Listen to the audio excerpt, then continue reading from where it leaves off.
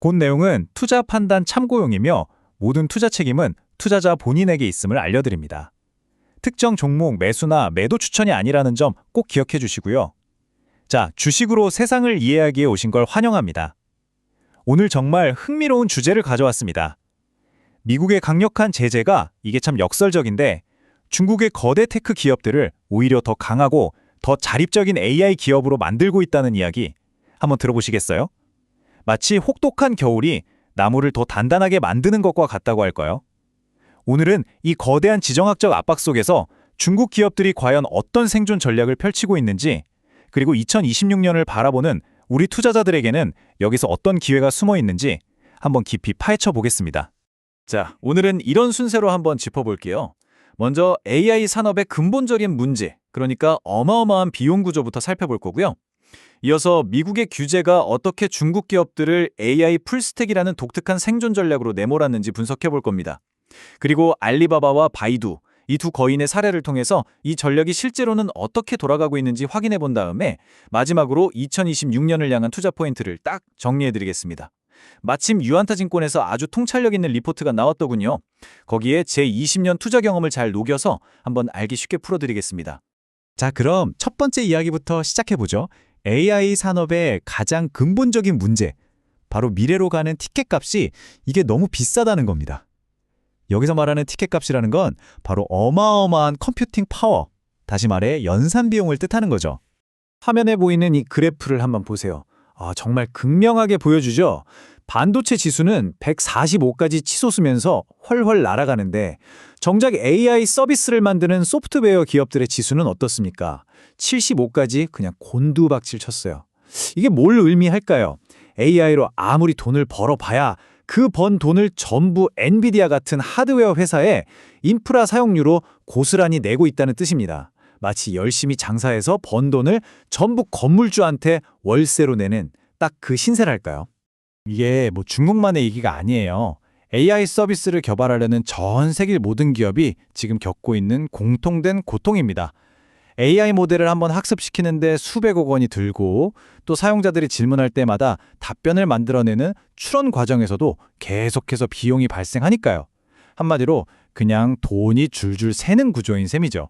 중국의 AI 스타트업 Zip.AI의 사례를 보면 더 명확해집니다. 이 회사의 2025년 상반기 R&D 비용을 한번 뜯어보니까 무려 72%가 GPU 클러스터 사용료예요. 이건 사실상 연구개발, 즉 R&D가 아니라 그냥 GPU 임대료를 내고 있는 거죠. 심지어 전체 매출의 6배가 넘는 돈을 GPU 사용료로 쓰고 있다니 이런 재무구조는 제가 투자자로서 가장 피하는 유형입니다. 지속 가능하지가 않거든요.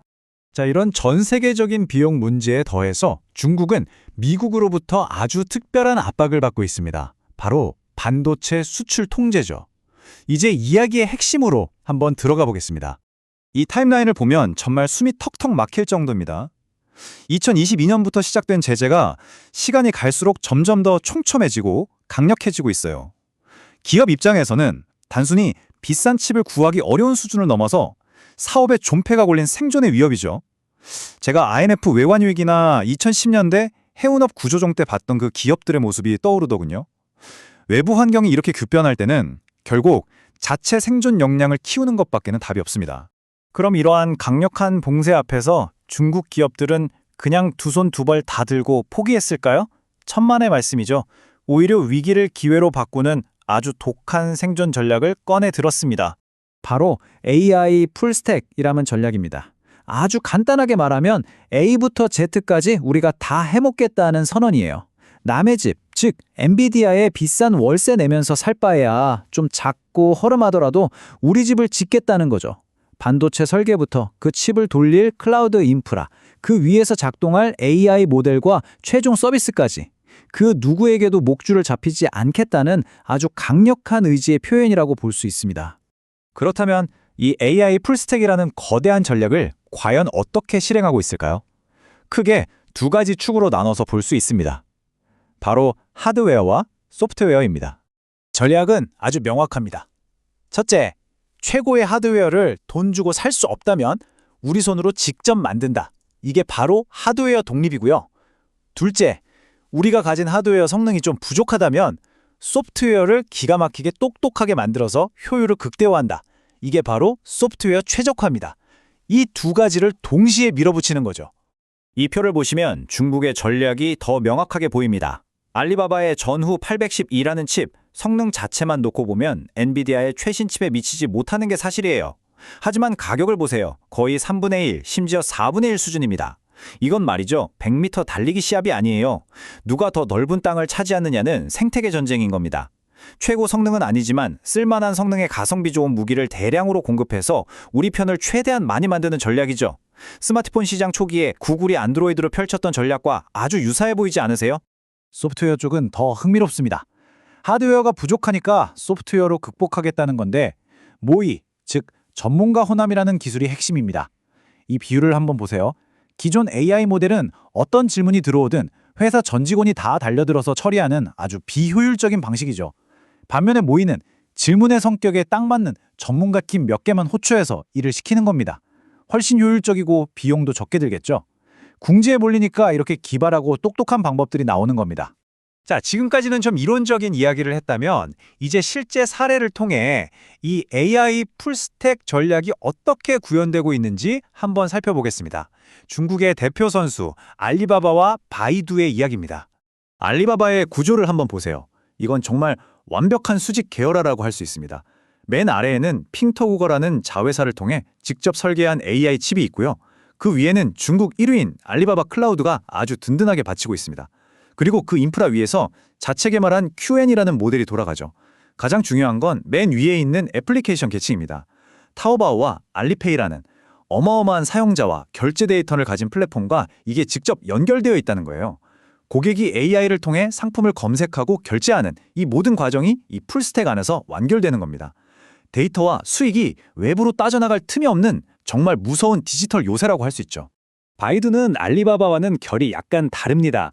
물론 바이두도 쿤룬신이라는 자체 칩을 만들고 있어요. 하지만 바이두 전략의 핵심은 중간에 있는 패들이라는 딥러닝 프레임워크입니다.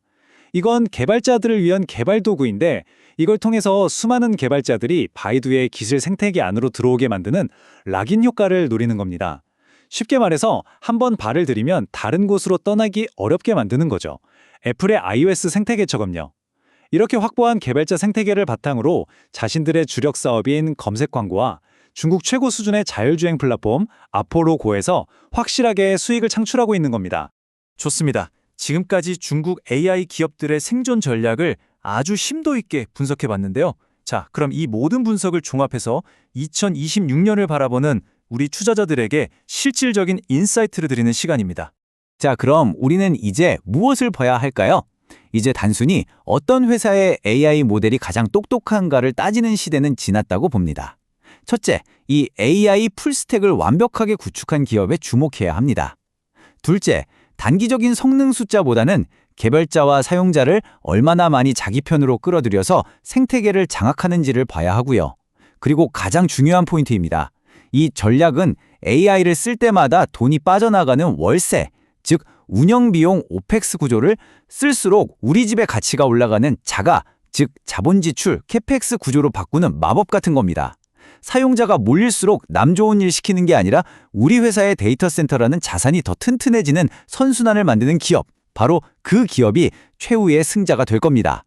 정리하자면 지금 우리가 목격하고 있는 것은 거대한 디지털 요새의 탄생 과정입니다. 미국의 포위 공격을 받으면서 이 기업들은 어쩔 수 없이 반도체부터 최종 서비스까지 모든 공급망을 스스로 통제하도록 강요받고 있는 거죠. 이 혹독한 압박을 견디고 살아남는 기업들은 그 어떤 외부 충격에도 흔들리지 않는 정말 무시무시한 경쟁력을 갖게 될 겁니다. 올해 중국 AI 산업의 거대한 전환점을 짚어봤습니다.